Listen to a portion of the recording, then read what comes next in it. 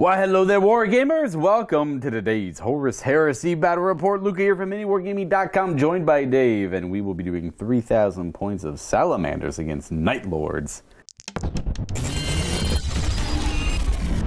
We play and call it work. MiniWarGaming's Horus Heresy Battle Report. Let's take a look at the greens first. We've got the Salamanders for Loyalists, and we are running the Covenant of Fire Rite of War today. And that means I need to take a champion because the rules say I must, and the rules dictate what is fun. So we just have a champion Centurion here. On to troops. This Rite of War does make support squads and our Pyro-class troop choices with the line subtype. Not compulsory though, so we are running 2 support squads, all with the Dragon's Breath Flamers, and then they're going to be riding in a Rhino transport with heavy flamers on it. Everything will be Dragon's Breath here, and searchlights. And then we have a variety of minor upgrades here and there in the form of Artificer armors and power weapons. They have swords themselves here. I'll explain those in game as they pop up. They're not of great import. And then we have a Pyro class squad counting as troops with the line subtype. They're going to be 10 strong, riding in a Proteus carrier with all of the upgrades you would imagine it would have. On to elite choices. We are going to have an apothecary detachment. We just have one weirdly painted apothecary here, but he will be part of the force. He just stands out. He's very unique. We'll have Fire Drake Terminators. Now, I am not going to be taking them as a retinue here for my Legion Daddy. I want them to act separate if I need them to. They're going to be 8 strong, all Thunderhammers and Dragon Scale Shields, as you'd expect. I'm not going anything too fancy with our Salamander collection here. And they're going to be riding in a Land Raider Spartan with Flare Shields. Oh, one of the last choices I have here will be my Deredeo Dreadnought. I've literally never seen this thing on the table, so I figured, why not? This thing gets auto-included because of its uniqueness. It has the Iolololos missile launchers. Yeah, definitely those. And of course, lastly, our Legion Daddy, Vulcan. He is our warlord, and he is going to be, hopefully, a force to be reckoned with. Let's go take a look at our Nightlord enemies. Hi, my name's Dave. I'm bringing my Nightlords today. 3,000 points. I have Conrad Kurz. He's going to be my warlord. But starting off, we'll talk about my HQs. I have a Centurion in Tartaros armor. He is just a standard Centurion, but he's equipped with a Headsman's Axe, which is the special chain weapon that the Nightlords get. In addition to that, I have a Praetor, who has a jump pack and a Thunderhammer, mastercrafted. In my elite set, I have a Contemptor Dreadnought, just a single one. He's got the multi-melta arm and the melta built into his fist. Then a Terminator Tartarus squad who's going to be riding around in a Spartan. They're all equipped with power fists and combi bolters. The sergeant has a Volkite charger and a power sword.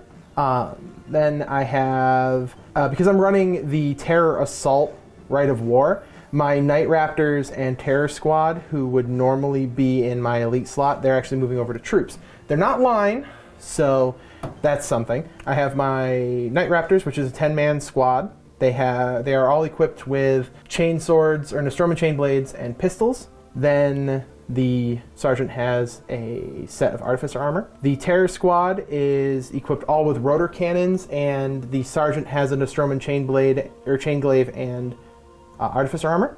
Then also because I can't take more than one heavy support slot, I have a rapier battery set, all with laser destroyers. Down to my troops, I have a tactical squad, 2 tactical squads. They're both 15-man strong. They have a sergeant, and the sergeant is equipped with a power fist, and nothing real special there. Then my heavy support, I have Sikaran Squadron. It's only 1 tank strong, has blast cannons on the side, and the accelerator autocannon on top. And then I have my Primarch, Conrad Kurz. He is my warlord. His special ability for giving my army night fight really helps out in Terror Assault. That way I'm not missing as bad as everyone else. So it should help out. And that's my list. Excellent. Now let's go take a look at the mission that Dave and I will be playing. We're going to go with a custom one using some cards here from 40K.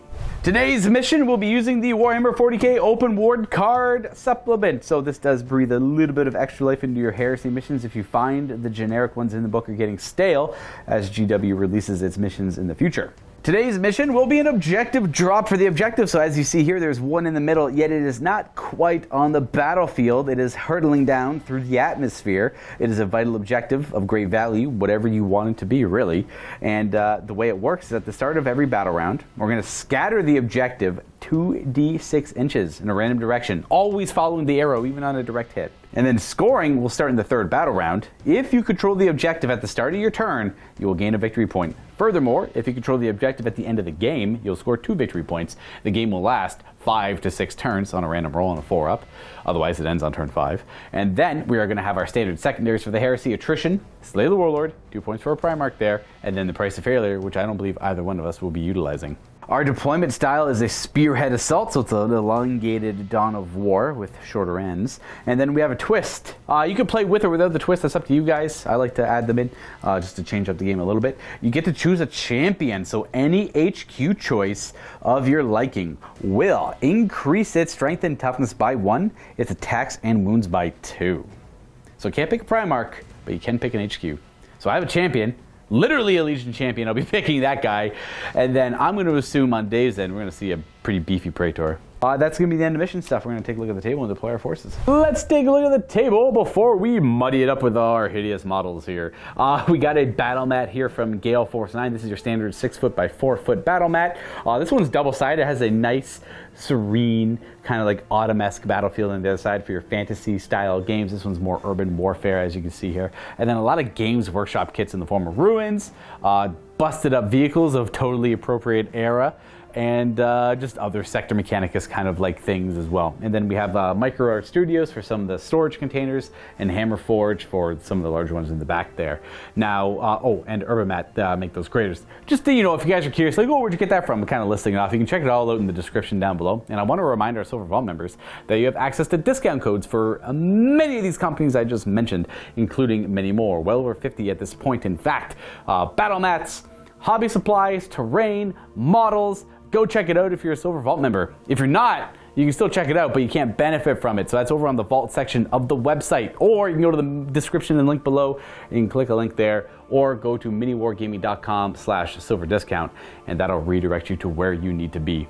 And on top of all that, please challenge us like Dave did and his friends. His brother and his friends are all here. We're all playing Heresy, Age of Sigmar 40K. We're all having a good time. Yeah. Go to miniwargaming.com/challenge because we don't want to play against each other. We want to play against you, the guest.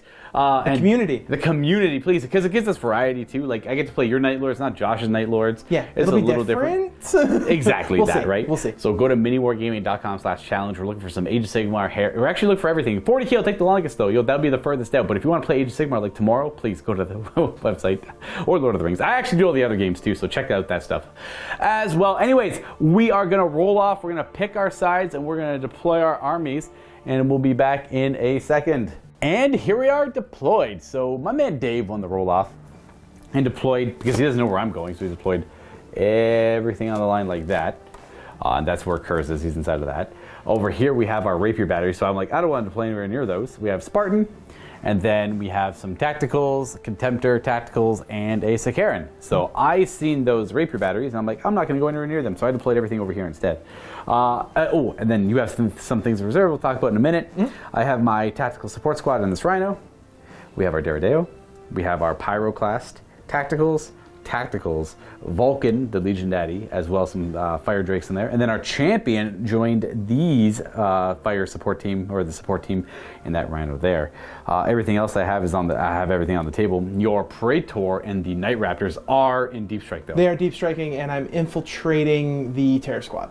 So yes. They'll be infiltrating in just a minute. All right, then let's put them down and figure out where we're at. And they're going to infiltrate near this plasma power supply conduit thing on the left flank of my army, supporting the rapier batteries in that direction. Now, the Nightlords are going to go first unless I seize the initiative. I'm not going to bother, because seizing is toxic, but I'm going to roll anyways because I'm always curious. Nope, didn't get it, so not like I could justify not taking it anyways. And you roll 6. I'm taking it now. That's weird. Because I'm toxic. That's the trick. Nailed it. All right, so we're going to go ahead and turn 1 Nightlords, and we're going to see how the Salamanders do. First time I've ever played them, by the way, so a little disclaimer. If I mess something up, my bad. I'm trying to remember. We'll work our way. well, first of all, before we do your turn, let's see where the package shows up. So this objective of great important value is going to go 8 inches towards you-ish. It's going to show up near that building so far. Again, we don't score that until the 3rd battle round, so it's going to be kind of random. And if it goes towards you the whole time, well, that's going to make life a little difficult for me. Yep. All right, on to your turn. We're going to show where some of the... Are these heavy weapons or are they assault weapons? Assault weapons. Oh, that's cool. So they're mobile. Yep. We're going to move the Nightlords and show where it all ends up. Naturally, there is night fighting automatically. That's the Nightlord way. Curse gives everyone night vision, which is dope. I will suffer the penalties for it, but we'll fight through it because we're Salamanders. We don't really care about the night, but it is still harder to see. Anyways, Nightlords moving. All right, that's it. So the Terror Squad assault on the rotary cannons move forward. Rapier batteries had to move forward because they didn't have line of sight where they were. Spartan, everything moved forward. Spartan tacticals took the building. The Contemptor Dreadnought moving up beside the building to support the tacticals, and then we have the not the Praetor in there. What's that character? The consul. Consul. Yep. Just a regular. Okay, gotcha. He's a consul with the Executioner Great Axe. The fancy axe. Chain axe, whatever it's called. Sakaran did not go into the crater, but is in front of the crater. And then more tacticals over here waiting on the Night Raptors to show up. We're going to go right on to shooting. Where do you want to start? We're going to start with the Terror Squad. They're going to take the longest. So. Oh, yeah, we're going to shoot them at the tacticals here. Yes, I am. All right, we have many shots. It's 40 shots from the whole squad because it's 4 shots per guy. They're all strength 3. Yep. So here's the first half on 3s, I guess. Hitting on 3s, they have preferred enemy infantry, so rerolling 1s to hit and to wound. All right, here's the first volley. And they don't outnumber me yet, so there's no bullying things. We got 15 hits on the first volley. The preferred enemy got a couple extra hits, and then this is the other 20 shooting. Thank goodness for preferred enemy. Yeah, that's a lot of 1s in there. The reroll for the 1s. There you go, a lot more consistent. And 31 hits. These are 5s to wound because it's only strength 3 on rotary guns. But it's a lot of shots. Preferred enemies? Oh, I preferred enemy infantry. They are Terror Squad. Oh, it didn't help. And 6 wounds on that first half. The second half, preferred enemy. Reroll some of the 1s. There's one more 1. Oh, nice. An extra 3. 13 saves. I'm going to put them all on power armor because they can all be seen. Yeah, everyone can be seen, so I'm just going to hopefully not roll that many. Not 10 fails. That's all I cared about. So we have 5, 6, 7 dead. That's pinning on the weapon, right? Yep, pinning and shell shock. Not that that matters because you're stubborn. We are stubborn because of Vulcan. So how many died? Did I just say 7? 7 dead. So there's 3 left. Are they pinned? No. Okay, we are going to go down to 3. So we got these 3 left there, I suppose. They just took a lot of rounds. Boom, boom, boom. All right, that's what we got left. And again, I didn't have, well, I was thinking about I could have evaded that. Night vision from Curse does ignore shrouding. Okay, who is next? I think I'm going to fire the Spartans 1 laser cannon over on the side here into that Rhino because it's got a line of sight on it. Yep. You're going to get cover because there's a whole bunch of obscuring things. That works. But we'll get 2 shots. Okie dokie. First, yeah, well, the twin link 2, so Hitting, 3s. 1 reroll. Twin linked. Nice. Cool. So you are front armor 11, yep. So 2's glance, 3's pen. And discuss under, so 2 pens. All right, we are looking at some 5-ups here for cover. Passing 1, failing 1. So what's that pen going to be, sir? So +1. And we have got a shaken. Shaken. So yep. But I got to roll for the guys inside. Are they snap firing because it's a penetrating hit? They actually do snap fire. Oh, look at that. All right, so that was that's a support squad. That's cue them never failing another leadership test ever again. So we are snap firing with the support squad, and we have 2 remaining hull points. So over to the Sakaran. What are the targets? The Sakaran is going to fire at the Proteus, the Land Raider. In the middle My there. poor carrier. All right, so everything into him. Do you want to start with the last cannons? Yeah, we'll start with the last cannons. Right, so 2 last cannons. These are single shot. They're not twin linked, so hitting on 3s. We got pair hits. Both hits. We need 5s to glance. 5s to glance. Sunder though. Yep. Oh, rerolls for Sunder. And we are going to see a nothing. All right. Okay. And then 8 accelerator autocannon shots. So did you hit on 3s? Not twin linked anymore. Interesting. Yeah. All right, so we have a few misses. Strength 8. Strength 7. So I need Rens in order to do it. So 6 is does it have Sunder or anything? It has exoshock. So. Oh, okay, fair. Rending. That's a weird gun. We got 2 Rens. 2 Rens. Which are glances at first. Yep. So they are automatically going to be. We'll see if they become adding D3 to the armor pen value for both. You're looking for 3-ups here. Yep. So we have 2 pens. 2 pens. All right. And those become exo. I'll roll another dice for exoshock after we resolve these. Yeah, go for it because there's no cover saves on the way here. No, I can't because you ignore it with night vision. Yep. So we're gonna do these are the pens. The pens, okay. Yep. So I got an immobilized and a basic. Okay. And then the exoshock roll for the accelerator autocannon. On 6s, they do additional It's penetrating on hits. 6s? Gotcha. Okay. And we have nada. So we are down to 3 hull points and immobilized. Okay, because Kurz only gives night vision to infantry, I am going to shroud that. So I'm going to do... I noticed after the rolls and everything, but I figured I couldn't. But I realized afterwards I might be able And to. I triggered the spotlight on this thing. Yeah, he searchlights on him. Yeah, absolutely. All my stuff has searchlights too. It's kind of like a given. You just like lose 25 points, 20 points per list based on the amount of vehicles you have. Okay, I'm going to do... Okay, the penetrating hit, I guess, was... What is that? That's a 1. Okay, no, not that one. And then the other one, they both fail actually. I should have said they were both penetrating hits. The first one was supposed to be the immobilized one. But I failed both. So I used my shooting reaction there, and I'm immobilized. Oh. So the Dreadnought's going to fire his Gravis Multi-Melta into the Land Raider there. Yep. On 2s. Because of night vision. Yep, both hit. And... Need 6s to glance. Nope. Okay. That should be it for shooting over here. Was there any shots from the rapier batteries after they moved? No, I don't think they don't have line of sight on anything because that is a solid wall, so I can't see that rhino. Oh, it is a solid wall, yeah. Yep. So Okay, well then... they're just going to spend another turn moving. All right, well then that means it'll go into my turn. Also, we may have... That thing may have been hitting on 4s instead of 3s, but that's okay because we don't mind. We're going to move on to my turn all the same. My turn. I'm going to go ahead and see if this guy gets immobilized because he's on a crater. My Spartan is not immobilized. Out comes Vulcan and the squad. Bah! I want some distraction on the table to get shot at, so my line doesn't get shot at, so I can score points later in this game. Because my line got shot at once, and I've lost a wee chunk of them, so that's not going to be ideal. You know what's weird about the fire drakes? They're not chosen warriors. I'm sure that makes a few of you Salamander players upset. That's not a good thing. You can just take a command squad and cataphract your plate though, and have like a very similar loadout, maybe, or maybe it's only carriages. I can take the storm shields. All the same. And you withdrew with a tactical squad in the ruins. I'm just going to step over here to show you guys how cowardly the Nightlords are. That's kind of their thing. Would you look at that? Okay, that is that movement done. Funny enough, we blocked the one good one. Maybe we didn't. I can still see the one vengeance shot it has over there. We are going to... Do I get the Pyroclast out of this? I don't know. We are going to run these tacticals. These ones are going to just butt up against the wall here. And then these ones are going to go whoop up that way. And then the Pyroclast run out of the transport, but they still have to end within 7 of it. So there's superseded the -2 movement of the fallen Aquila there. All right, we're going to go on to shooting. They went there if I didn't show that off. I just didn't know where to really commit them. I was too afraid to... Geez, it's tough. Like, those guys alone are pinning down this area, which is very sad. Very sad indeed, but I think I'm going to wait for a little bit. I backed up this rhino. They moved to there. Those guys tucked into the corner there to hide a little bit better. I don't know why that guy's poking out. There we go. And they disembarked because this thing's not moving anymore. So I need to get them to threaten that by turn 3. Hopefully it comes more towards me. We're going to go on to shooting. We're going to start with the one thing I have to do. His spite shot. That one last hand is going to fire at the Sakaran. It is a Gravis last hand, so it's a couple shots. They do both hit, even though it's night fighting. And armor 13 on the front? Yes. 4s. We got 1 pen. Thunder. We got just the 1 pen. Definitely have cover. Intervening models provide a 6 up. Right. And so you get, okay, it's good, nice. The intervening models deflect the shot. We're gonna go with our Spartan here. One weapon is gonna fire at the Contemptor. Actually, he's not gonna fire, it doesn't have line of sight. There's too much smoke in the way. This one's just gonna fire at the Sakaran. The bolter will fire at the Contemptor, I guess. So we got 2 shots with the last cannon on 4s because it's spooky scary out, but it's twin linked. It does not help. We need a first die there. That's a nothing. Sunder, nothing. And then our heavy bees for Joe.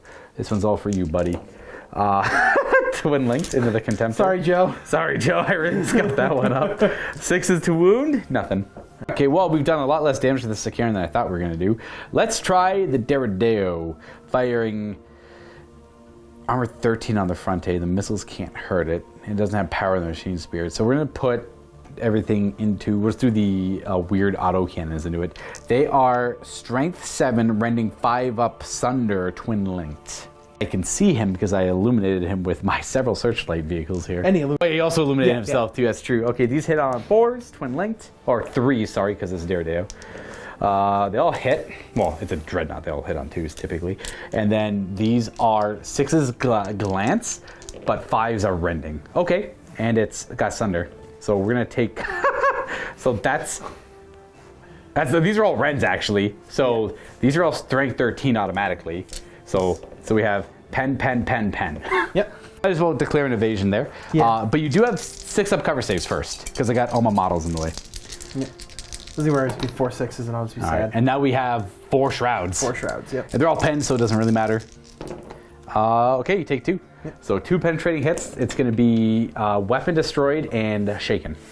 We have 1, 2, 3, 4 weapons. Yeah, you get to pick this one. We'll say Heavy bolter. 1. Or I get to pick the weapon that gets destroyed? I just think you can't pick defensive weapons. I got to double check. You can take that turret off. I'll take this last this sponson off. Boom. Are Sicarans reinforced?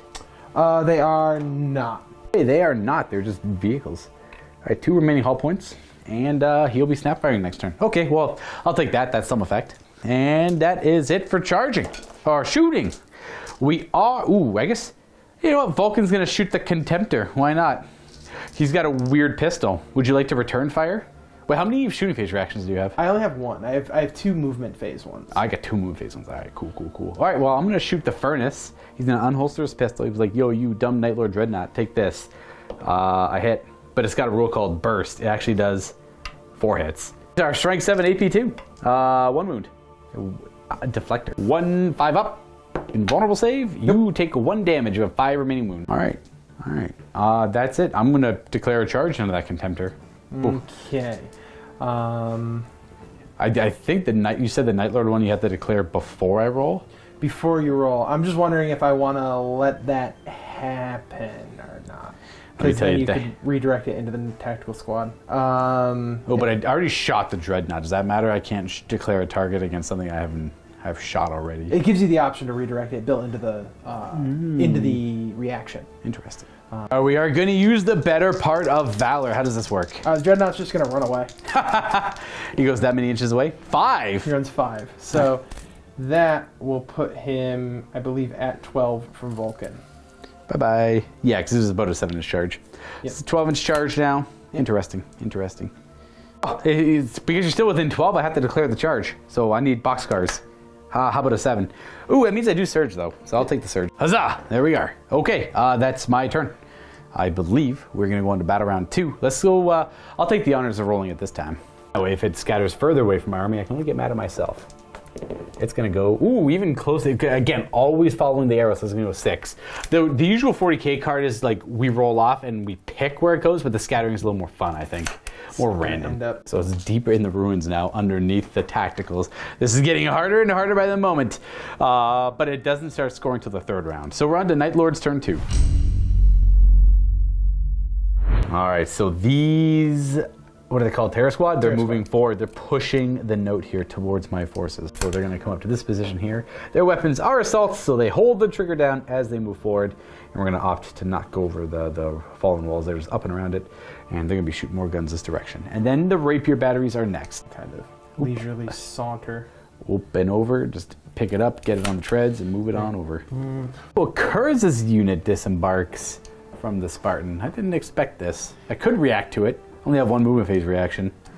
So I don't think I'm going to do anything. I'm just going to hold. We have to roll for reserves. Yeah, so we did forget. We forgot to do that at the beginning of the turn. Yeah, so that's okay. That was my bad. 3 up for the Praetor in his unit. No. Nope. All right, do you have any like masters? No masters of signal, eh? Nope. That's what we get for forgetting. Yeah. Turn 3. Yeah. And Dreadnought's going to go 6 inches into the crater there, I guess. He wants to fight. Interesting. And the tacticals are moving up too. Are they going to move and hold down the trigger at my Terminators? Probably. Ooh. All right, the Nightlord tacticals end up over here. Just to give you an idea. And then the Spartan is going to attempt to move. He's going to see if he immobilizes himself by moving over this moon rhino. You're good. Going up and over. Oh, gosh. It's okay, folks. It's plastic. Yeah, it's plastic. This one will not break anything. This is where we get to see the fact that the sponsored weapons don't only have a 180-degree angle left and right. They also go up and down. They can also shoot. That's so silly, dude. After that ridiculous maneuver, witness it. These tacticals are going to stay still for those that can see would like to Fury of the Legion into Vulcan's unit. Our Sakaran's going to give it a shot shooting. What's he thinking? He's going to shoot at the Rhino. You could. Oh, you don't have that sponsor anymore. I'm I like, don't have sponsor anymore. Yeah, all right. My poor Rhino. Do I evade? I'm snapshotting, just as a heads up. Yeah, I'm not going to bother. You're right. All right, what are we doing first? Accelerators? We'll do the accelerator auto cannon. Snapshotting. Success! Need those. Oh, I've got a hit. I'll let you roll the one. It's not quite flat if you want to. I get 2. Oh, no, it was flat enough. Works for me too. Then these are force to glance. Force glance, yep. That's a glance. Front is 11, right? Oh, strength 8? That's no, bad. there's strength 7. Okay, Sorry. yeah, 11 on the front there. Yep. No cover in the way, so just whatever the glance wants. Oh, it's just the glance is just one. One That's whole right, point. just one whole Strips point, of yeah. one whole point. And What we is got this, 3rd edition? Yeah, we got a last cannon in here. Yeah, and then the last cannon. Looking for snapshotting. 6. Wow. That's cocked. Yeah, that one is cocked. That one you can re-roll. Wow. No, it's a 4. From the Sakaran, what's next? So we have the rapiers over here. They're going to fire through Kurz's or over Kurz's models into the fire drakes. Okay. Hitting on 3s. Wow. Okay. They are twin linked, so they all but one. Okay. And then they again have night vision because they're infantry. They're Yeah. infantry, right? Yeah. So these are wounding on 2s. No. That's Ooh, 5 wounds. Vulcan's plate will tank that one because I don't want my Terminators being instant killed. So Vulcan's going to tank 4 damage and have 2 wounds left. However, that also means I didn't just lose 4 Terminators. And Spartan's going to fire over that way. The other Sponson, I guess, not firing at anything? No. All right, over this way. I don't want to say anything. And because it only moved half, so it's a good. Well, it doesn't really matter. I suppose all the same. 1 twin link reroll. Oh. Where'd that go? It was a 5. All right, these are 2s. 2s. All right, 2 more saves. Part of me just wants to put them on Vulcan just for the pure merit of the fact that he shouldn't be taking that much damage. So I'm going to do it. Oh, he's got 1 wound left. Oh no! Look, you can roll 1s and 2s on 3F invuln saves. For a little bit longer. Vulcan lives no. Ooh, it's melt the time. You get -1 wound because it's melt a weapon. I will return fire here with Vulcan because why not? He's got a cool pistol. Oh, it's gonna hit both this and the cannon. It's not a beam. It's like a single shot that like it bursts and does like an. It's weird. Oh, okay, Yeah. okay. So it's like D6 shots on the I target. keep thinking it's the Loyalist version of Mortarion's gun. I just make them the same model basically in my head. They're very similar. They're very, very similar. Yeah. All right. So the 2 Gravis cannon shots hitting on 2s, both hit. Wounding on 3s because you have the Flamecraft, right? Yes. Hey, it mattered. Got the melt in the hand. Yeah, Might melt as in well. the hand. All right, hand melta. Hits. And wounds. Okay. So that's 2 strength 8s. How many people at home are upset if I do these on Vulcan? All of them. All of them? I won't. Okay, I won't make you guys that mad. So Drake and Drake, they're okay. Hey, it didn't matter if I put them on Vulcan or not. Rolled them both at the same time, and they both would have. Yeah, that's what I gotta do one at a time. Yeah. The bulk rolls are not ideal here. Okay, let's do the Furnace's Heart in return fire. I hit, and it's gonna hit you 1 time. Well, there we go. There it is. How dare I follow the rules of the game? It does wound at AP2. You will have a 5-up invuln. You are going to take 1 damage. 1 damage. You got 4 wounds left. Then more into Vulcan's squad. All of these tacticals. They all have line of sight one way or another. How many are there? 15? All right. I'll roll over here. 3s to hit. My poor fire drakes. And 4s. Should be no rerolls here. Nope. Because you don't outnumber me. You ain't no bully here. Nope. You'll be on Terminators. 2 ups. We take a damage. Let's say if that guy in the back there take a wound. Have the guy in the very back take a wound. There we go. It's 9 plus a character that can see and fury. Nice. Is it just enough dice? It's just enough dice. 3s! Whee! These are 4s to wound my fire drakes.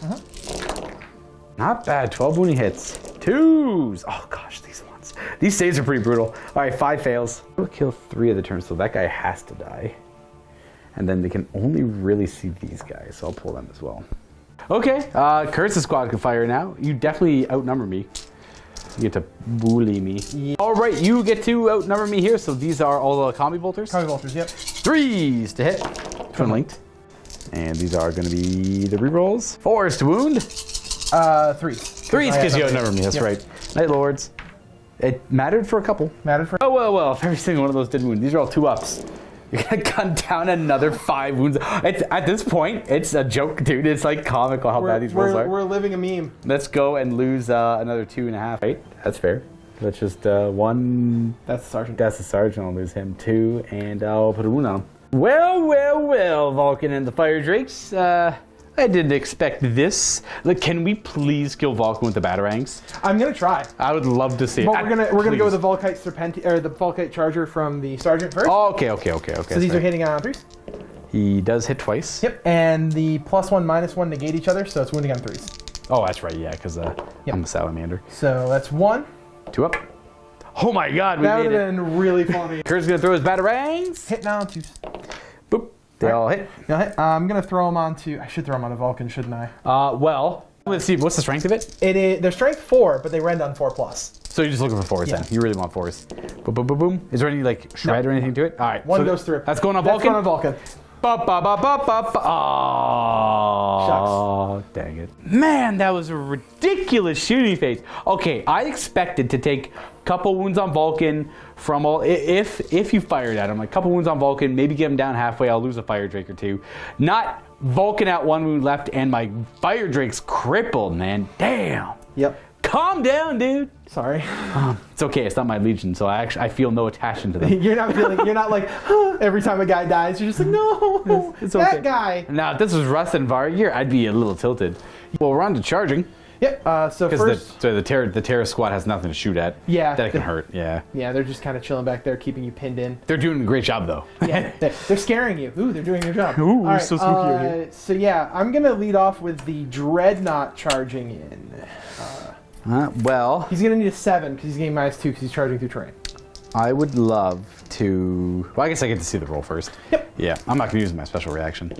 Boom, boom, boom, boom. 10. 10, well, you're in. So, do I want to hold to reduce your attacks by 1 or try and... Oh, Overwatch, I guess, with Vulcan. Screw it. He's got that weird... I'm just going to keep firing my pistol. It hits, and it hits 3 times. Nice. Wounds on 4s. 1 save. Boom. So 5+. 5+. Animatic deflector. I rolled a 2. Nice. Okay. 1 whole damage. He's got 3 wounds left. Yes, he does. We're getting there. We got him half health with the You are furnace. chipping away. Going over to there. Boop.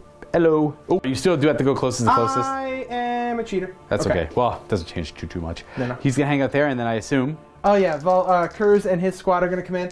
All right. So probably just need like a 5 or probably a 6. yeah. Well, let's check it. Oh, we get +1 because you're in Tartarus. Okay, So it's exactly right. We want to see 4 on the dice. here we go. So this rolls for Nick.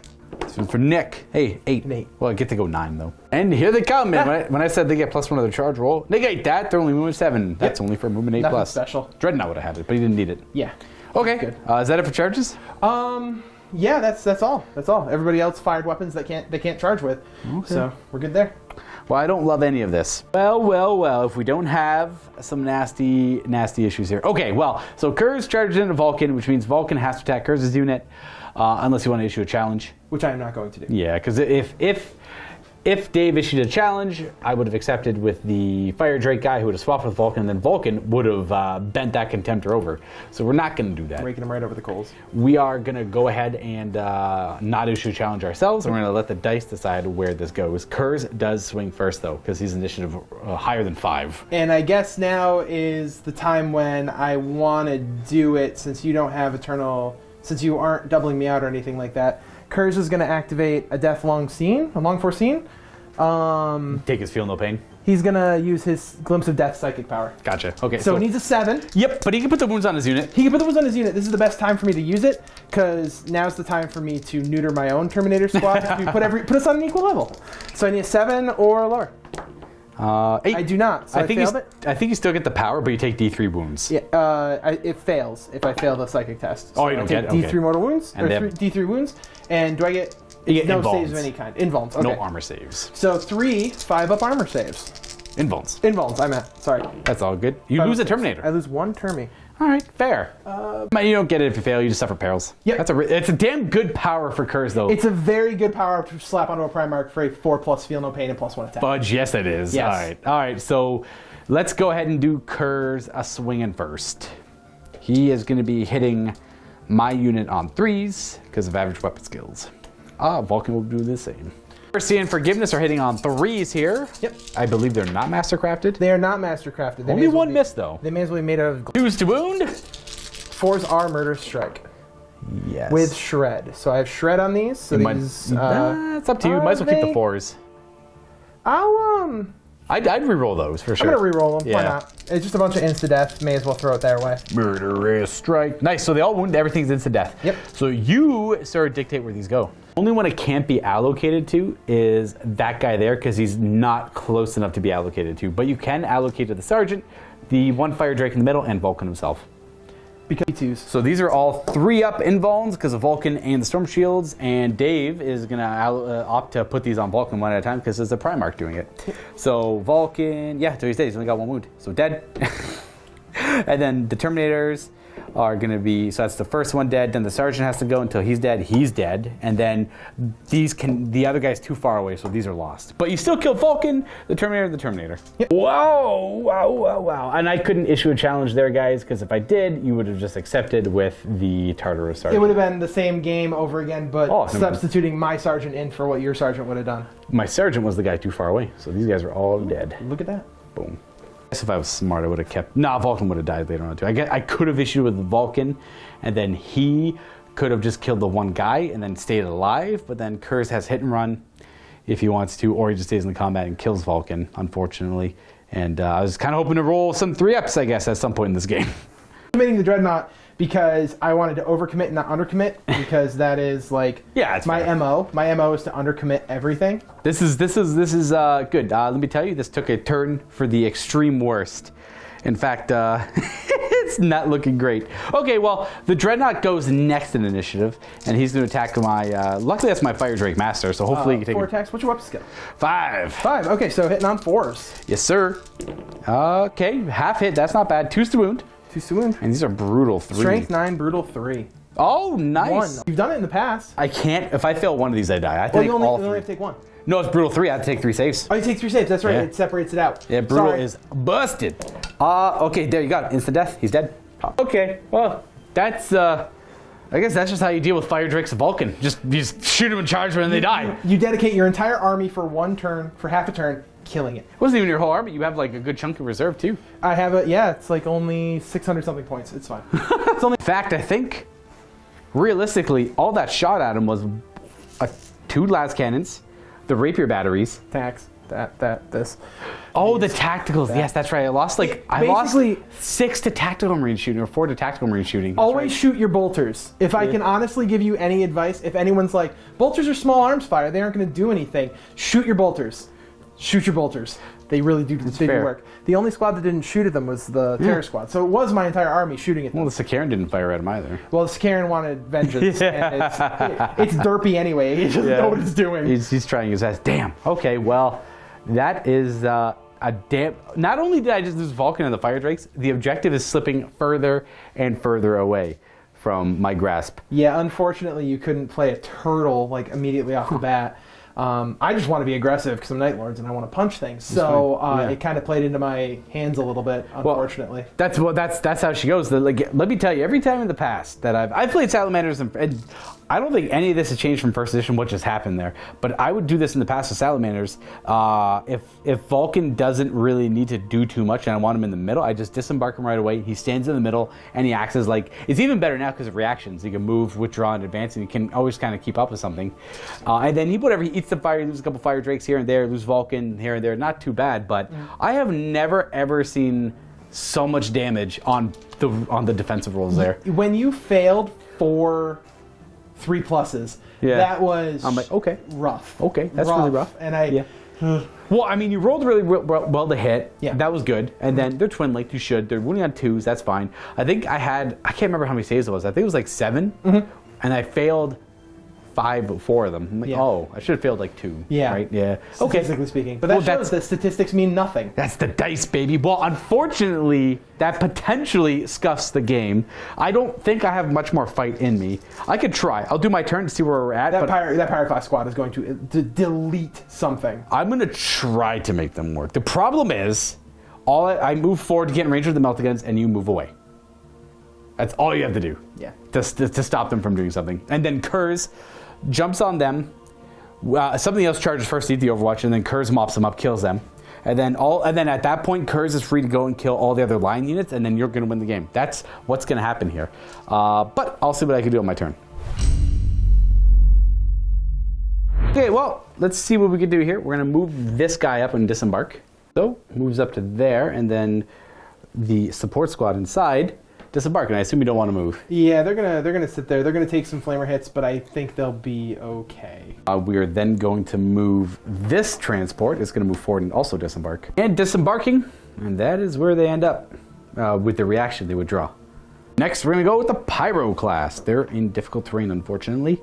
And they're going to move forward. They're 5. They're going to get off the difficult terrain. And then we have a Contemptor react. Kurzun is going to react away. I think I'm gonna react by having the Dreadnought move closer to you. Oh, okay. He's going to advance. He's gonna advance. Hello. All right. Well, I guess I'll shoot him with stuff. These tacticals are going to move. There. You know what? These guys are going to poke their heads out, and they're going to shoot their bolt guns, because why not? Maybe they get return fire. Maybe they die. That's fine. I take it back. We're just going to go hide behind the runes. I don't want to roll dice. They would totally die to the return fire. There's no reason to return fire. I'm not getting that many hits over here. I guess you can return fire over here, too. Either way, those 3 bolt guns probably won't matter. Whatever. I'll take the shots. I'll do them later. They'll poke their ugly heads out, but can't really shoot at the terror squad. I can't charge either because it's Rhino, so I'll see where this goes. Okay, last thing to move, which doesn't get to move all that much, is the Spartan, so it's mostly gonna pivot, I think, because this guy's immobilized. Now we're just gonna pivot him on the spot. He's in a bad way. We'll go like that, and we'll see if he gets immobilized. I think he has to roll all the same. Haha, he's okay. Okay, and then that's it. This guy's gonna be completely blocked, but that's okay. I don't want to grab his last cannon. I'm not too concerned about. He's got his heavy bolter and everything. You go there, but we'll see where that ends up because we are. Oh jeez, you have 1 return fire. You have 1 shooting phase reaction. I have 1 shooting phase reaction. Yes. Well. If I'm not just gonna start by shooting this support squad into your tactical marines first, what would you like to do? Take it. All right. I'm just gonna take it. Quite a bit of hits here with the flamers, just to give you a couple of ideas. This guy lined up to shoot down the middle. This guy's shooting down this way. Mostly 7. Yeah, 7 they're all across the 7s. board. I could maybe get more than 7 if I really wanted to finagle it, but 7s are the good number here. So this guy here can only roast these 4, essentially. And then again, down there, these are all 7s. 7s all around. So it's 7, 7, 7, 7, 7, and then 4. It would be 39 hits with the fancy flamers they have. First half are 3s to wound. We'll fail 5. How many? So it's 14 wounds. The second one, so it'll be 14, 18, 20, 24, 28, 29 wounds. And these are all strength 5, that's why that's the many wounds. Dave collects those dice. These 2 guys are not in any range of any flamers, so they cannot die, but all of them can. So it'll be 12 dudes. Yeah, it makes sense. 12 dudes plus Artificer armor. We have 12 3-ups. We're going to save the Artificer armor for later. Of the 29, there'll be 17 to go after this. 4 die. So that means there's still 8 to go of the 17. So here's 8. Another 3. Still 9 more saves in the pool, and I've only killed 7 of the 12. So here's 5 more 3-ups. Oh, 5 more 3-ups. Yeah, you're right. And then the rest of the Artificer armor. 5 more 3-ups. Oh, you're good. You do, and then you do 4 more. That's it. And 2 more. Okay. 9 of the 12 tactical marines in power armor are slain by the Dragon's Breath flamers. That's cool. That's what we have left after that. We are then going to move on to my Derideo firing at your Sakaran. Would you like to react in any way, shape, or form? Yeah. Nope. Nope, just gonna eat it, I understand. We got the fancy, what's it called, the autocans on top? Or no, the missiles on top? No, the missiles can't hurt him, unfortunately. Twin length, we hit on 3s because we're Derideo. We do have a miss. These are rank 7, so we need 6's, 5's glance. So we have that, but we have Sunder. So we have 1 fail. These could be pens. So we have 1 pen, 1 glance. 6 of cover saves for intervening models. Glance. You take a damage. Pen. You take a damage. All right, so I can't really do anything to him. He is just a wreck. Yep. And well, we got a Sakaran. Take the guns off. Take that. Obviously, the Derideo beat the Sakaran in a gunfight. We are going to go ahead and fire our Land Raider Spartan. We're going to put 1 Sponson into the Terminators, and the other Sponson is going to fire through the windows at your Spartan. Would you like to react on either one of them? Well, I guess you could return fire, but there's no point in returning fire. Yeah, no, we're good for this. No evasion. Into your Spartan first. We hit twice. 5 to glance with Sunder. We got a nothing. And then 2 shots into the Terminators. Twin link because it's spooky scary out. And a 2 to wound. And you can put that on whoever you want. Here's his invulnerable save. 4 up. Plus.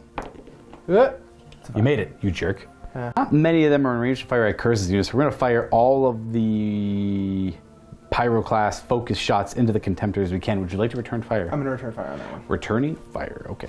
On 6, I have to do separately because they have the Armor Bane, and then the other 4 will just be Strength 8 hits. Spooky out, so I hit on 4s with the close range Melta. These are going to be Strength 8, so 3s to wound, but it's Armor Bane, so I get to reroll against Dreadnoughts. So that's 4 saves on the Dreadnought with those, and then I have to do the remaining 4 that do not get to reroll because we're not close enough. Spooky Scary stops 2 hits, and 3s to wound and no rerolls. So we have a total of 6 saves on the Dreadnought. He has his Deflector, 5s, and he is gonna die. Wait, he takes 3 damage and dies. Yeah, because you have a 4 in there. Oh, there it is. Yep. Okay. So how far does he explode? We'll do the explosion after his return fire. Yep. Does he have the Havoc Launcher on the top there? Yes, he does. Okay, cool. The Gravis multi-melta first. We miss once. Twin linked, right? Because the Gravis. I believe it is, yes. So it does hit, and then these are 3s to and wound. then we'll do the Melt a Hand. Oh, fair, yeah. Just because they're all the same stat. All right. And then 3, these are 2-ups. Some Forged Fire. Well, 3s to wound. Oh, it stops 2 of them. Yep. It's -1 of the wound roll, sorry. Oh, that's right, that's the right. Salamander Yep. trait. So that's 1 save of I'm dead, because I have no save against it. And then the explosion is 3 inches. Ooh, we can do the Havoc Launcher too. Wait, I have Ash Mantle. Havoc is a blast weapon. I don't think you can... You can. Yeah, you can overwatch. you You can return fire with all your guns. Oh, that's so cool. I didn't The know only that. one that's stifled is the templates or D3. They get the Wall of Death rule instead. Didn't know that. I'm gonna fire the Havoc Launcher. That'd be 4 hits right there on no deviation. Which we're gonna have a big one. Yeah, it's a big deviation. So it's 11, 6-inch scatter.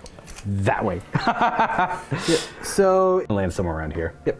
All right, well, I still get the 1 wound on me. These are Mighty Pyroclast. They are not equipped with only Artificer armor. They have the Ash Mantle, I believe, which gives them a 5-up invulnerable save against the weapon types that they get -1 to wound against. So they're that much more durable against them. So Melta, Plasma, Flamer, Volkite, I believe.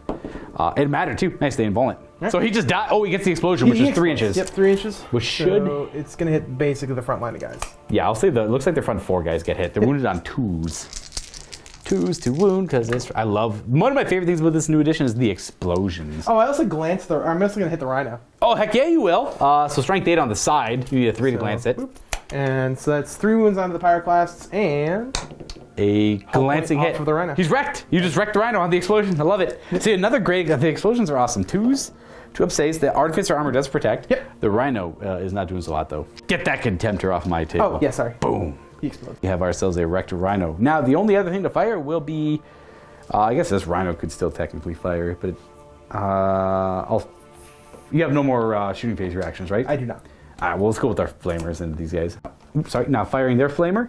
The 1 hit on that guy, and then the rest are all 2 hits on those guys there. So it's 7 hits on the unit, but only those 2 models can die. And then the Volkite as well, which I'll do afterwards. Because that's what the champion has, if anyone's curious. I also mastercrafted his Paragon Blade, because Salamanders. So we have our... There's regular dudes here, right? Do you have Artificer armor on the Terror Surge? Yes. All right, so we can... He'll probably take a lot of it. I said 7, so here is 6 wounds. You either do 2-ups one at a time or 3-ups one at a time. We'll do 3-ups one at a time. 3-ups. And we have a save. A save. 3. He's dead. All right. And then 2 2-ups. He dies too. All right. So that's the Sergeant and the other guy dead. Alrighty, and then we have the Volkite. He's got 2 shots at strength 5. Both hit. 1 wound. And 3-up. We're good. Alright. Alright, so we did a little bit of damage over here. Pushing them back a wee bit. Oh, and now we're going to do the Rhino. We'll fire its Combi Bolter into him, because why not? And then I'll fire their bolt guns over here. So Rhino's Combi Bolter. It wounds, and you have a 3-up. Oh, okay, 1 more Terror Squad man dies. Ooh, in the back. And then we have these lads here. Did they run, or did they move? Can't remember. Doesn't really matter. They're going to fire their 2 bolt guns this way.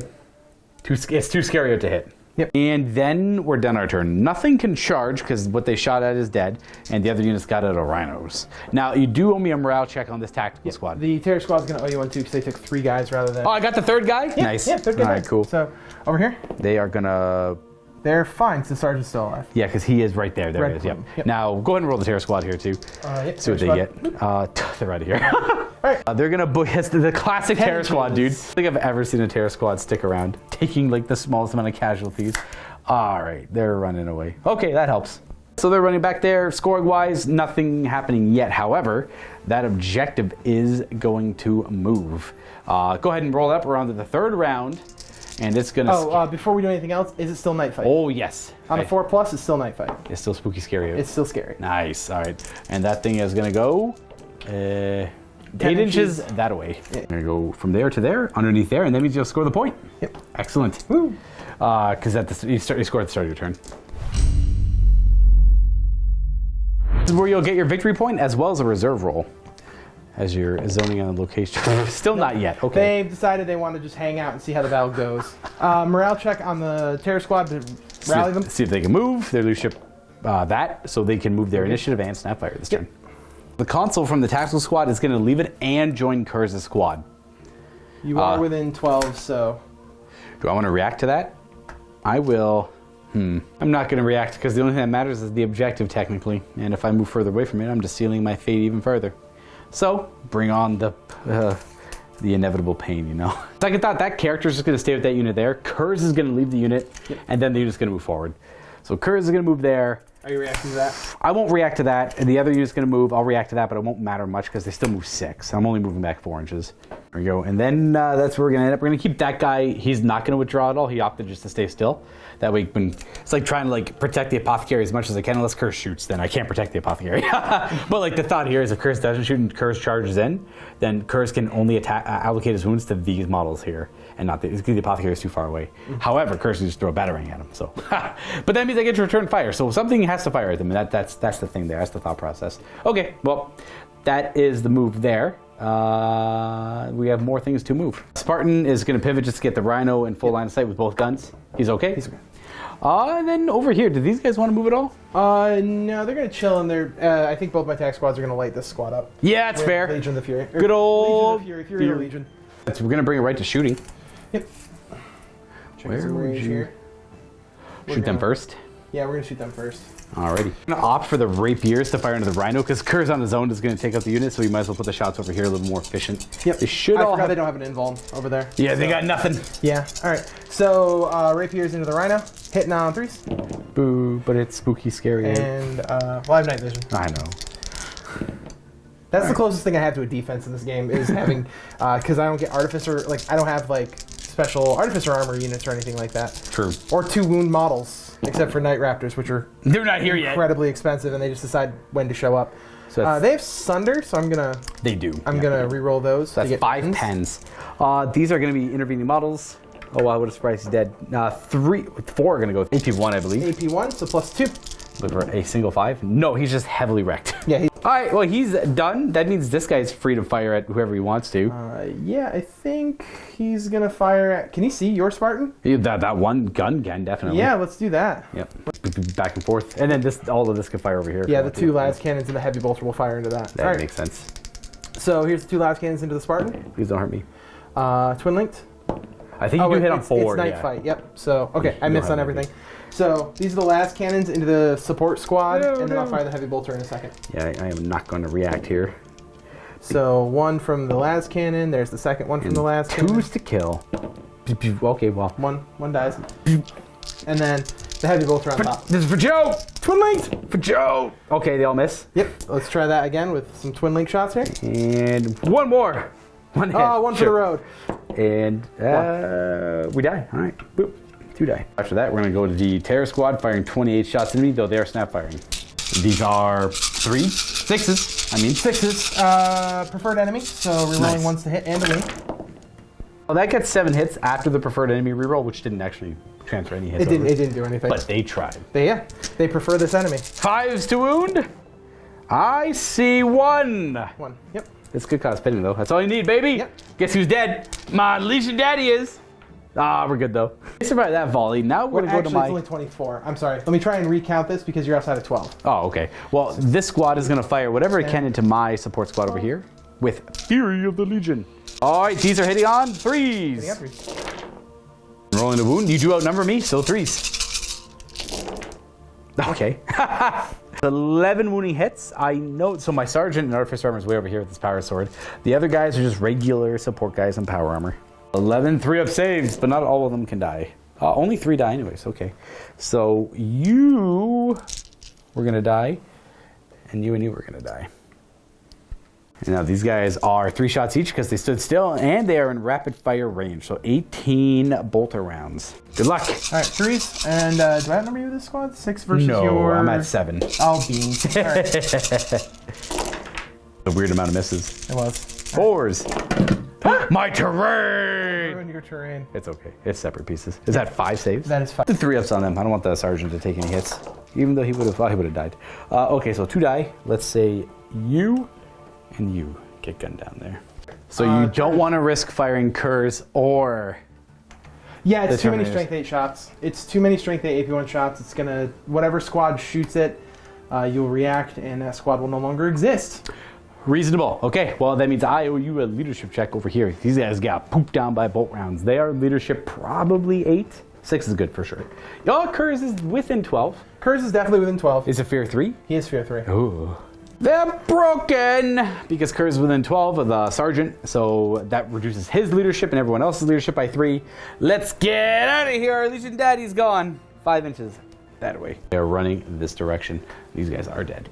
Boop. Okay, now we have some charges to declare. Yes, we do. Tartaros Terminators are going to declare a charge first. A 4? There's no difficult terrain in the way, so you should be good. Yeah, Closest. 4, you do make it. Okay, well, because I couldn't go back the full 4 I wanted to. So we are going to Overwatch. They were all in range. I'm going to do all Meltas. Oh, wow, spooky, scary, don't care. Yeah. Let's go. These are 2s. Oh, not bad. So you have 7 invulnerable saves to make, all instant death. This could get the squad. 5s. 5s. You save. Okay, only 4 die. 1, 2. 2. This one, and we'll nab this guy. Because we get to consolidate in, right? Or do I have to take... You can take whoever you want. So you technically take them before you remove them. I would not. So I resolved the shots before you move any guys who charged. So you probably don't want to remove him because he's the only guy who makes it. He's the guy who made it. Otherwise, you fail the charge. Yep. Yeah. So they're just gonna... What are these guys? Those are just normal schlubs. Yeah, take them then. Yeah. I'm making sure... Yeah, unit cohesion's fine. Yeah, you're good. You got 2 inches. And then they move in. I remember, roll me a leadership check. I don't think they run because I remember looking at it before. Part of reactions, I can't break from your reactions. I think the only morale checks you take in the assault phase is after combat resolution because you don't take them in the assault phase. That's what it was. Yeah, you're good to go. I was going to say roll it. You're going to pass anyways. You don't have to look it up, but I'm almost certain you don't. Curs! He's in! And then... Boom. So he goes right to the buddy right there. But I realized it doesn't matter if the apothecary is alive or not because all of Curse's attacks are instant death pretty much anyways. Okay, is that it for charges? I believe so. Yeah, that's all. And there's no way I can cheese Conrad Curse out of attacking because you have a sergeant in there. So I will let him sweep the floor with me as he goes first. And there's no point in glimpsing the future. You get an extra attack if you glimpse the future though. I get an extra attack, but does 10 attacks make that big of a difference over 9? No, sir, it does not. All right, so these are, what, your weapon skill 8? 8. These should be 3s. Just roll and don't roll 2s. Are you weapon skill 5? 4. So I think it's 2. It might be 2s. Yeah. Double. I play too many damn game systems now. Just a pair of misses there. These are 2s to move with shred. You just want 4-ups. Yep. Well, I don't really only want 4-ups, but they are instant death. you might as well re-roll the 2 as well because you're only failing on a 1. All right, so you kill 7. 6. You can only kill these 4 because those are the guys in range. They have to be within 2 inches of that one ball. That's why I kept him there, so Curse can't kill like 80 guys. So those guys get moited. And then my guys pile in at initiative step 4. So you would go to there. And my sergeant's gonna get the swing at 4 too. So. Oh, okay. But he's gonna be within cohesion of the unit that can attack. So he'll be able to get to attack. He'd try and pile up and around this way. He still gets to attack. Doesn't change much at all. Right. And then he's gonna go up towards Curse, not quite make it. He'll go up towards Curse, not quite make it. He'll go up towards Curse, not quite make it. And these guys. It did have a Mastercrafted Power Fist in there, but Curse murdered him. He was one of the 4 guys that died over there. There he is. He's my sergeant. Just the way the unit lined up. Okay, well, we have all of our attacks. Only these guys can't attack because they're not in base. They're not within 2 inches of a guy in base contact. All of these guys can attack the Terminators. But go ahead and do your guy. Sergeant's gonna swing. He hits on 4s. Yes, just a regular dude. Yep, 4s. Because he's a power sword. Got 2 hits and 4. Looking for 6s. Actually, yeah, you want Rens.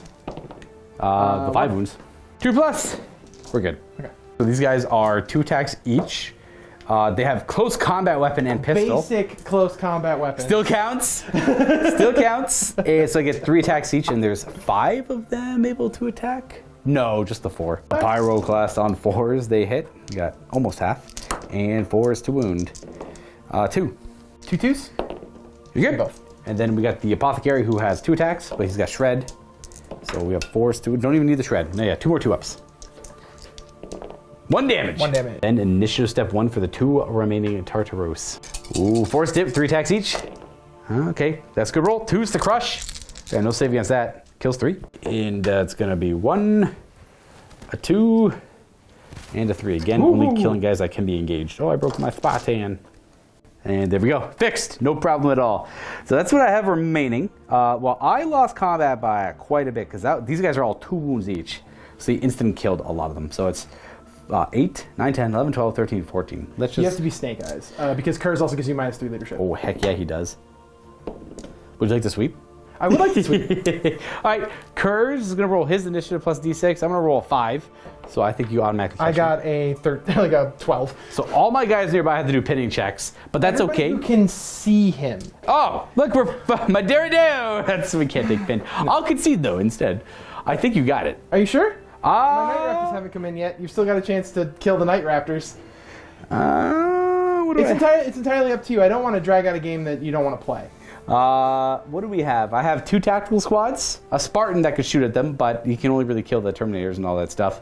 And then Kurz is free because what's his initiative? 7 or 8? 7, yeah. So he gets to move 7 inches right now. His whole unit consolidates 7 inches on this. He's not with that unit, so it'd be just him. Oh, just him? That's fair. The unit would amble forward 4, and then he would move 7. Yeah, so he'd probably want to go hide behind something. Yeah, I'll throw in the towel. There's not much more I could do. It's mostly because the objective's over there, and Kurz can now consolidate backwards and goaltend the objective. So they're broken too. So the only scoring unit I have nearby are these 2 tactical squads and that. But they're not going to make it over there through the Rapier Batters, through the Spartan, through them who rallied, and through Kurz who can go and clean them all up. I think we showed enough there. The Nightlords kind of really took the table today. They had a good time. They had a lot of good rolls. I think that's the best I've rolled in a while, and I'm really sorry. You know what? It happens. That's okay. Yeah. I play a lot of Warhammer. It's bound to happen every now and then. We'll jump into a post game, and we'll figure it out there. Absolutely. Good game, though, man. Damn. Awkward left-hand handshake. Yeah, thank you, please. Right. I get the left-handed handshakes. They're so weird. I know. The Salamanders. Vault members, don't forget there is more Horus Heresy in the MiniWarGaming Vault. Check out the link below. It will be my Custodes taking on the Nightlords today. Keep in mind, if you're not a Vault member, you can check out the link anyways. Do a 7-day free trial. Watch the game. And then, maybe watch some other stuff in the Vault. Well, we know one thing there, Dave, and that is Vulcan lives. Vulcan lives. I will add that this seems very... Sorry, I just knocked over my tape measure. This seems very characteristic of Vulcan, or the Salamanders in general. It's just, he doesn't get much action in the series. He's funny enough, he's one of the main characters in the whole Heresy series, but he's comatose for quite a bit of it. Or he's healing, he's being tortured. Something bad is happening to him. He does a lot of cool things in like short stories that are flashbacks or things like that, but for the most part, along the main storyline, he's pretty out of it. Yeah. He tries though. He tries. He really does. Whenever he does show up, he helps. He's durable on paper too. T7 3-up invuln. That's awesome. That's dope. Yeah. Man. Lots of shooting through that turn because there was so many. I shot at him, like I said, with my entire army. I think even my tac squads got in on it. They did, absolutely. A whole bunch of stuff. You're right. It's like it was a lot of firepower. I did roll a lot of saves, but man, I failed a lot of them too. The whole philosophy of that turn, for me, was to, now granted a couple things went wrong before that. You did immobilize my Land Raider with my Pyroclast in it. Yep. That Land Raider was going to drive up over the crater it started on and then disembark the Pyroclast there. And I was going to have Vulcan and his Fire Drakes disembark beside them. So if anything tried to circumvent around them, like say Kurz wanted to go for them, Vulcan was going to block it essentially, try and get in the way. Now they were stuck back there an extra turn. I'm like, screw it, whatever. Vulcan and his Terminators have a 3-up invulnerable save, and in my head I'm thinking that you are going to target my line because that's the only way I win the game is my line. Now granted, Vulcan acts as a great goalkeeper, and you didn't have a lot of line of sight to my line, so your targeting made sense. I guess I just hope to roll more 3-ups. The other rub was that was when we were hitting the point where it was a question mark of, oh, is the objective going to move closer to you? Yeah. I think that, and that's my qualm with the game that we were playing was that, oh, cool, it's scattered, it's random, so we don't know where it's going to end. It's going to be perfectly random. So we tried to keep it as random as possible, and you rolled it once, I rolled it a few times. It's just each time it kept moving backwards towards my lines, so I had a tac squad that just kind of sat on it all game. The mission itself, you're supposed to, and I might go back to the way the card's written. You both roll a d6, and then the higher roll moves it up to 2d6 inches. So you can move it, not if you have it more in a control. good, yeah, it's more control over it. But I figured, well, we're playing 30k to scatter dice. It feels more fitting to use scatter dice. Yeah. And because of the nature of the scoring, you could theoretically have your tactical squad in a position to score it, and then it just goes so far away from them, and then you just lose the point, and that would feel kind of bad. Luckily, it didn't happen that way. And the way it played out is essentially you won the roll off every turn, and then you just made it go closer and closer towards your tacticals, which is fine because that's how it normally works anyways. So I was gonna have Vulcan act as like a unit you just never would have wanted to charge, because like everything, what it looked like is like that's just not a good unit for you to fight in any way, shape, or form, because it's kind of big and bulky. You're not going to outnumber it with whatever you had on the table yet. The Night Raptors would have if they showed up, but they chose never to really show up. They decided they didn't want to come. Yeah. So I figured Kurz's unit was going to go somewhere else and stay away from Vulcan as much as possible, which I'm like, that's fine. I'll have Vulcan go up towards the objective. But and I respect the heck of it too, because I was in a good position with that, and then what I would have done in your position, I probably would have done the damn same thing. Because the only option you had was just to target Vulcan with everything and charge with Curse and hope for the best. And it worked. That's honestly the only option I had to even do any semblance of saving my line. I think so too, yeah. If Vulcan and the Fire Drakes were to crack into my battle line, my tacs were dead. My Karen, which wasn't dead yet, would be dead. I'd have to turn and face. My Rapiers were hilariously out of position at that point. My Terror Squad was off in La La Land doing whatever they were doing, and then my Night Raptors were choosing not to show up, and that's like 600 points on my list. Yeah, you didn't even have that. You were playing. Yeah. If I ended up losing that bit and Vulcan cracked through my lines, I would have been so far on my back foot. It would have looked like a completely different game. Like it would have swung the other way. It would have swung the other way. The Nightlords would have been at turn 3 going, should I give up? Yeah, that's what I thought too. So I typically try and play a couple turns ahead there, and I thought, okay, well, I could show my hand with Vulcan. I could put him in the middle of the table, and you have pretty much no choice but to deal with him or try to avoid him and shoot at my line. I was happy with either one of those because I figured if he got shot at by everything, I did the math in my head. The Rapiers go through. It's about 6 wounds. I'll fail 2 of them. That'll be on Vulcan, so he'll go down to 4 wounds. And then because what are they? 3 shots each?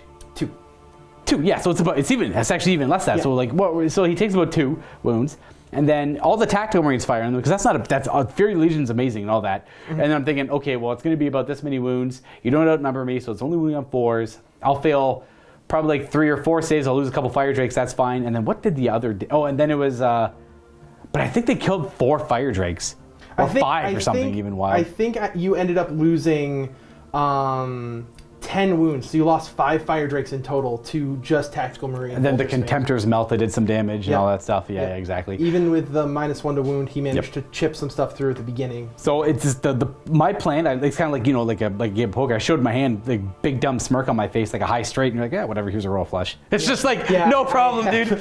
I have this just chilling in my hand, and I'm like, I've got this. Like, I need a lot of things to line up, and I think I can beat your hand. Whatever. Yeah, you flip the King of Hearts or whatever on the stupid last card. Damn it, that was crazy. I was like, I was flabbergasted. I wasn't even mad. It was so out of the box. Yeah. Unorthodox that I wasn't even upset with it, and I knew I had lost the game on that. It was the safe move. It made sense, and it just lost me the game. But that was a lot of the dice, and that does happen from time to time. Now, granted, I played quite a bit of games of the 2nd edition now, and that's like the first time it's really happened, so that's kind of nice. Yeah, I guess. You don't feel like if you've played 40 games, 39 of them were terrible. This was the one that was just worse. And it wasn't even necessarily a bad game. It was just interesting. Yeah, I've probably played about 20 plus games of this at this point, and so it's been fun. I've enjoyed each one. This is the only one I've played where my Terror Squad survived. Well, I do like they characteristically ran away the second they got shot at, though. Yeah, the minute anyone put up any resistance, they're like, "No, I'm out. I'm out. Sorry, no, that's it." What a concept the Nightlords are. Yeah, they're a thing. But yeah, I think that, and I was honestly expecting the reaction. That's why I was really, really hesitant. I'm like, oh, if I go into those Salamanders, they're just going to turn into absolute punch monsters, and they're going to remove so many things just because they have so many attacks because of their rage and stuff like that. Well, the problem there was that Kurz got to swing first no matter what. So after that brutal shooting phase, I was hanging on. I wish I had a threat to hang on. I don't even know what I was hanging on. Maybe a spider silk. It was pretty brutal. There was not much hope there. So I could have popped it, but even if I did, it would have been the same result. So I figured I might as well hold on for later because if I'm going to live, I don't want to risk losing more models here either. Right. And I'm curious if, I think it's only infantry models that benefit from this, so Vulcan doesn't get it. I'd have to look at it again. Yeah. But, it was the first time playing the Salamanders, too, which is a little disappointing that it went so south for me, because looking at what they have on paper, I can't remember the points of everything, but the Fire Drakes, the only gripe I have is the Fire Drakes aren't Chosen Warriors, which is a massive detriment to the army, especially because this army definitely wants to play like Primarch Death Star, not like he did before, not like Praetor, Chaplain, Fire Drakes, Vulcan, none of that. You probably want like a smaller squad, a little bit more effective, and you want like good flanking forces like Pyroclast or maybe support teams because they count as something that cause problems. Something that cause problems, right? This edition, I find it's a lot more effective to have MSU or at least like moderately sized units. Now, Nightlords are different because they want to have bigger unit sizes and stuff like that. But if I just had maybe like Vulcan and a Land Raider with, what is that? You can carry 12 dudes. He counts as a third of that. You can only take 4 Fire Drakes, so you kind of need a Spartan for that. But that's okay. Spartans are great too. They're a little bit more expensive. You put that right up the middle, a couple Pyroclasts on the flanks. Yeah, the command retinue just kind of forces you to stay with that squad all game. Yeah. Versus being able to detach off. Yeah, so I chose to buy them. I chose to buy them as elites this game. Even like running him forward in the future, I'd probably rather just do like a Tartaros command squad or a Cataphractii command squad because they are Chosen Warriors. And Chosen Warriors are so clutch when it comes to a melee unit because especially if you run a lot of Primarch metas, that way you can like challenge their Primarch and have Vulcan just cleave through the enemies. Or it saves Vulcan from being chump challenged because very easily, like hypothetically in this situation, if Kurz walked up to my Fire Drakes and you didn't actually have all that shooting, Kurz throws his batarangs at my Sergeant, right? Yep. And then kills him with instant death or whatever. You don't have to roll that out of the box to do that. And then you charge in, and then you challenge with your champion. Vulcan has to accept it because my guys aren't Chosen Warriors. Kurz mops up the whole unit, and Vulcan only kill one guy. Right. And that's it. So you kill all my Fire Drakes, and that's why the fact that they're not Chosen Warriors, I think, makes them honestly kind of bad. And it sounds pretty rough, but I think it's the hard truth there. Especially if you're going to run Primarch Death Stars. If you're not, then it doesn't matter. It doesn't matter. Oh yeah, if you're running anything else, like in smaller games, they're terrifying. Oh, absolutely, yeah, very good. Yeah. In 2,000-point games, they are absolutely terrifying. They aren't even just a hammer. They aren't even just an anvil that you run into and can't kill. They're an anvil that then punches you and removes whatever they're fighting. Yeah. They can go to weapon skill 6 with the reaction. They're weapon skill 5 normally. The Thunderhammer 3 up invuln save. They can be 4 up invuln save and Tartaros plate if they take that. I think they can, but. The fact they will survive whatever gets thrown at them in most smaller points games. I think you can give them a feel no pain if you want to. They will not die. The feel no pain this wouldn't have mattered at all because maybe against the bolter rounds, but at the same time, Kurz is all instant death. The shots you put at them were all instant death, but Vulcan ate those. Kurz's ranged weapons are not instant death. They're just rending. Yeah. They're rending. So, but he throws sharp batarangs. That's really it. Again, like any Primarch that has like maybe even a better gun than that can like snipe too. Like Vulcan's gun's weirdly good too, but. Yeah, so that's my only review of the Fire Drakes is that they're not Chosen Warriors, and that only pertains to like Primarch fights. Other than that, it doesn't really matter. So I'm a little harsh with saying they're bad. They're damn good, but maybe not in all. If you constantly find the fact that Vulcan's being challenged out, it's because they lack Chosen Warriors. You can always put another character in there too to give it 2 options, but sometimes the big question is: are they worth their points? They're not overly expensive. That you've invested into them, are they worth it? I think they are crap. They're 25 base and then 15 for Thunderhammer Storm Shield. So you're paying 40 a model. That's not out of the. That's not insane. That's pretty good. 40 for a 5-man, 40 each for a 5-man squad, being 200 points for that is actually pretty reasonable. Yeah. And then upping it just makes it more and more expensive. But It might be more than that. That's what I kind of, without looking at the book, I think that's what they're at. But I think that's a steal for what they have on paper. Right. They have It Will Not Die 5 up. That's kind of cool. Not that it comes up too much, but it's just the fact that the web skill 5, they have 3 up invuln saves. Right. That's huge. That's a big deal. Yeah. makes them incredibly tanky. And then again, they just hold the line if you get charged because they don't have Overwatch. So Also, I will say that night vision ignoring shrouded is a rule I do not like.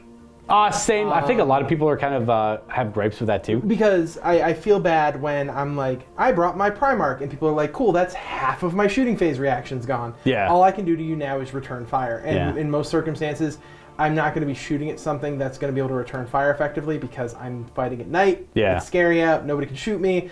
And I try and exploit the rules as much as possible to make it so it works because it's really my only defensive tool. Yeah. I don't get a 2-up armor unit like a lot of legions do. Yeah, they have to play a little more. I got to play a little more squirrely. Yeah, that's the Nightlords. That's the way they go. I agree with the night fighting thing, ignoring shrouding, because it's the whole idea of shrouding was to reinforce counterplay and a little bit more interaction, Right. and that directly takes it out, which kind of feels bad. But Yeah. whatever. It It's is not the what worst it thing in is. the It's world. not that we can change the rules now, but Yeah. it's just it's one of those things that I looked at and I just it leaves kind of a bad taste in my mouth. So It's unfortunate it's on Kurz too, so you kind of feel bad. He's cool. He's an awesome Primarch. I like bringing him. He's pretty tough to sometimes be like, oh, he can definitely win this fight. Runs in and Gilliman slaps him in the face a few times, and then all of a sudden he's not in the fight anymore. I'm like, Yeah. oh, cool. He doesn't want to fight like any brutal Primarch, and a lot of the Primarchs that would fight him have a lot of like instant death in a lot of cases too. So it's like his power doesn't work necessarily the best. Power is a crapshoot. Yeah, just to say the least. it's true. It Yeah. is rough because I rolled it once. I didn't want to roll it again. Like Yeah. the minute you fail it once, but if you pass it twice, you're on cloud 9. Yeah. And you're like, Feel the pain. next time this happens, next combat, rolling it again, you kill yourself. Yeah, you Because just take you your have 3 wounds. wounds left, and you're like, I've run through everything. This is the 3rd fight I've been in. All right, it's time, and Kurz explodes before combat starts. Yeah, absolutely. I think he's one. I think all the Primarchs are really good in their own way, and like I don't care what anyone says. Like Vulcan. What's Vulcan good for? He's got a lot more attacks now. His weapons mastercrafted, strength 10. He's good at killing custodians. Amazing at fighting custodians. He's really good at fighting like Galvorback. Never mind. All of that is all very factual, but his weapon has instant death built in. I thought it was only strength 10. I'm like, it lacks instant death. That kind of sucks. So strength 10, armor bane, instant death. Finally mastercrafted. This guy will kill everything in the game. Now, the only thing He is, can merc dreadnoughts really fast. he'll just take a dreadnought, no problem. He was like dreadnought, boom, one hit, dead, almost Was guaranteed. that a problem in this game? Trying to remember, did he fight the dreadnought? No, Was fighting no. the unit. No, he yeah, was he- fighting. yeah. He was toe to toe with Kurz. He never had a real opportunity to show himself because he took so much damage from shooting. Right, and then Kurz swung first because Yeah. he is slower than Kurz is. But he's not necessarily the fastest, and the other good thing on him, which is why I took the wounds on him, he's got a friggin' 4-up It Will Not Die. So he's got 3-up invuln save, and he heals effectively every other turn. He'll heal a wound, so it's okay to take a couple damage here or there. He's got T7. He's amazing. He's just not necessarily the fastest, but he's got some massive hitting power. He'll truck dreadnought. He'll fight 3 dreadnoughts, no problem. Whatever. There's so many things he would do. He's very, very good at killing elites, where Kurz is very, Yeah. very good at killing chaff infantry. Like, if somebody's running hordes of infantry that are not, like, elite or tailored to immediately kill a Primarch, or even if they are, because they have power fists, Yeah. he can just run through them because he has insta-death, and he swings so fast with so many attacks. He's not Angron, No. but he's about as close as you can get. But he's got speed. He's got that speed built into it. He's got that speed. kind of cool 4-up feel no pain. I do like Kurz a lot. So every Primarch, I see a lot of people don't like the con, but he's got hit and run, and he moves super fast on a jet bike. Anyone with hit and run, I think automatically is like one of the best options because they get around the table wherever you need them. Korax still has hit and run, right? I believe he does. Korax, Kurz, Jagatai, maybe Sanguinius. I don't know. He does not. Okay, he doesn't. Sanguinius is shockingly slow for being a flying Primarch. winged Primarch, yeah. He doesn't have the movement that you think he would. He's Okay. still shockingly fast because Yeah. he is a jump infantry Primarch. So he fits in very well with assault squads, with the Angels Tears or whatever they're called, the guys with the spears. Yeah, they're pretty good. And the Dawn Blades. They're cool. But yeah, each Primarch is really cool in its own certain way. I know you like Lorgar. just from a lore perspective, I hate Lorgar. So that's me. But Lorgar is really good if you run his Rite of War. yes. Yeah, because he goes to after the first couple turns of the game. Realistically, he'll be weapon skill 8, He'll fight with the strength. best of 'em. He'll strength 10, 8 attacks, 9 attacks, 10 attacks on the charge. It's like he's brutal too on his weapon. Yeah. Yeah, he's bonkers in the Dark Brethren. Great weapon on a kind of crap chassis for a little bit. Well, yeah, for the first couple turns, The absolutely. Illuminarum is a very good weapon. Made by Ferrus Manum. Ferrus Manus, damn right, it's a damn good Yeah. weapon. Ferrus Manus has the best weapon in the Yeah, game. he's got Forge, Brutal 3. Now, Ferrus Manus, heavy on it, can't run though. Yeah, well, who cares? Whatever he runs into is deleted. It's true. Well, I guess it depends. The only thing Vulcan's actually not good at, now I thought about it, because you said Forge Breaker, he's not brutal. He's actually not necessarily good at fighting other Primarchs. Not a Primarch duelist, no. Yeah, no, but yeah. elite things that don't have Eternal Warrior, the only person who might trip him up or last more than a turn is Sigismund. Yeah, Sigismund would hold him for a little bit. Yeah, because he's got that 4-up involved. I guess new Constantine Valbor. Well, yeah, But- you could do the Tribune, which is an Eternal Warrior as well. Yeah. Yep. But Constantine is a Primarch, so he's technically an Eternal Warrior. Yeah. He's got the Primarch keyword. I think that's kind of funny because that's like lazy rule writing. But they said It's a way of compacting his rules. Correct. Rather than having him have 50 special 30 rules. Yeah. They've compacted it down to his unit type, dictating half of his rules. right, which is kind of funny because I think in a roundabout way it was more confusing than the intent was because no one thought to look for Primarch. Right. On his unit type. Yeah. But a lot of people eventually People usually don't look at unit type, especially Yeah. when they're looking at characters. Yeah. They go, this character is this because he is this. Yeah. And you don't look at it and go, surprise, it's a Primarch. Yeah, so no one expects surprise. He's got Primarch rules. Not necessarily narratively a Primarch, but he's got all the rules that would make sense that a Primarch Primarch in would all have. but name. Correct. But yeah, so like I would try the Salamanders again. The list is kind of limited based on what we have. But I mean, I like it all the same. I wish I had more Pyroclast. They are great. No, they're fantastic. Yeah. They are easily the best unit in the Salamanders Legion choice. And the fact that you have a Rite of War that makes them into troops. And line. That's the thing that hurts in a lot of lists. Like you were saying at the beginning of the game, is that a lot of people take the bare minimum. And if you take the bare minimum, if I lost these 30 TAC Marines that I have, I can't score anymore. Yeah. And it's just now me coming down to secondary objectives. Correct. And I don't know if I could win those, Yeah. basically. The way that it worked out. But I would definitely give these Salamanders one more shot in the future. I don't think... You know what the other thing about them, too, which is good for me right now, but I could see being kind of bad in the future, is that they are very vanilla. We talked about it before. Yeah, they are a little generic with how they run things. There's not a lot of finesse to them. You're not fendangling. You're not running like the Mars Skara from the Emperor's Children, Right, where you're yeah. trying to like have outflanking and figuring all this out. And There's no once per game abilities. You have to come no up other than infiltrating. reaction. Nothing too crazy. You even look at honestly look at Vulcan's special rules compared to any other Primarch and his war gear. It's like, okay, he's got these 3 things. That's like, Right. he's got a dope hammer, dope armor. He makes his army. His warlord trait rule is the shortest out of all of them too. He's like, your army is stubborn, and you get 2 shooting phase reactions. Take it, boom, that's it. There's nothing too crazy about them. You read it, it all makes sense. Which I appreciated, like I said, because it was new for me, right? So I wanted to try them out. But yeah, this Salamanders. There's just the dice in this one. I suspect. The moving objective too. I guess that. If we played because we drafted it out. I don't know if we talked about that too much, but we drafted it out a little bit to just kind of figure out what we wanted to play and what we didn't want to play. And so when we did that, we kind of messed around with it a little bit more. And there was one that we had that was an option where there were 6 objectives. I didn't want to play that one. The minute that hit the field, I'd go, I've lost. Yeah, because you just need to sit. You don't even need to do anything. You just set up. We set up the objectives, and then you just kind of chill on your objectives. There's no way I could win that. See, that would have been. I was worried because I already seen how that game was going to play out in my head. That one, I immediately would have moved the Spartan up right away, disembarked Vulcan in the middle, and be like, "You can't shoot at him because you have to kill my line, or else I win otherwise this game." you're going to win the game by turn 2 or 3, and I have no choice. And then if you so hypothetically, if you spent that turn killing Vulcan there, I would have won the game automatically because I would have had that extra turn of 4 extra points. Correct. For on scoring. I would have lost. Yeah. Handedly. So that's why I didn't want that mission. Now the idea with the 40k cards for open war guys is drafting them, but making sure it's going to be a fun mission for both players and something different than like the 6 mission books. That's what the draft is kind of for. So I seen that card was there. I could have made that one the card, but I figured I still want an objective on the table because the other option was kill points, which is good, which is fine. Kill points are fine. But it would have been a lot more. We would have been in each other's faces much, much faster if that had happened. That would have been very close fire or melee-centric armies. I actually have no idea how I would have approached that game with Vulcan and his unit either. Now, obviously, in hindsight, I wish I kept Vulcan and the Spartan for one more turn to see where Kurz would have gone, and that means I would have got shot at one less turn. But the way that the saves and everything went, you probably would have blew up my Spartan with your...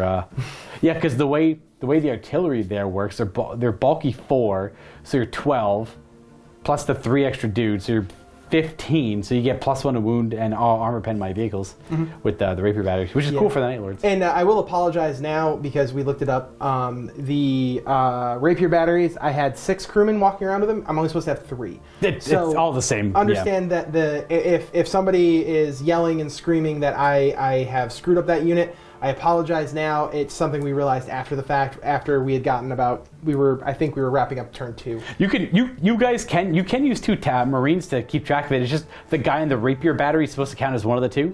And then you just have 1 extra following around. But you can still use 2 following around as long as you only count it as 2. That's all that matters, yeah. But yeah, that was this game here, folks. I want to know your feedback. Like, what was your favorite part of the game? Was the one where Vulcan fell over dead like a dummy? That was not mine. or where Kurz killed Vulcan. No, that was also not mine. You know what my favorite part was?